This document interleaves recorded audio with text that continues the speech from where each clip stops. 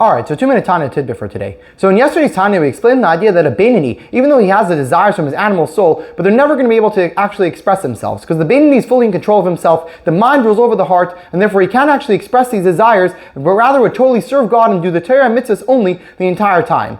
If so, the Alter Rebbe is going to explain today, why is he not a tzaddik? And the Alter Rebbe explains, because even though the garments, meaning his thought, speech, and action, his expressions are totally for godliness, but still the animal soul is still totally within his heart. The animal soul's essence is still fully there, and therefore he's still pushing through his agenda and trying to get a person to, God forbid, go against Hashem and His Torah and mitzvahs. And that's why even though the Beinoni could be inspired during the time of davening, and he could be feeling that love in God and thirst for Kedusha, but when soon as davening goes away, he finishes davening and puts that on the side, even though a residue of the davening will stay within him, as we'll explain later, but still the bad is able to reawaken within his heart. And the bad comes and wakes up and tries to push a person again to do things against God. And it'll give him thoughts about doing things, whether they're permissible things that he wants him to do, or things which are actually against God, and they totally push a Beinoni to go against God. God forbid. Of course, though, he would never actually come to do the sin in actuality, because by a Beinoni it's totally mufrach, it's totally negated the idea of ever coming to actually do a sin. But still, those thoughts are in his mind, and they're constantly pushing him.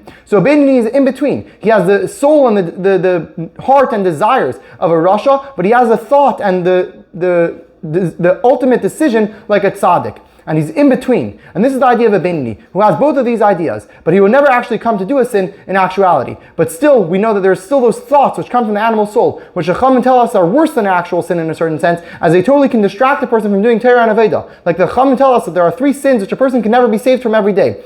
One of which is bittul Torah, and another one is iyun tefillah, because no matter how much he's doing the right thing, but his mind is going to be distracted, and therefore he can't fully focus on davening, and he can't fully focus on learning Torah properly, because he's going to have these disturbances from the animal soul within him. See you next time.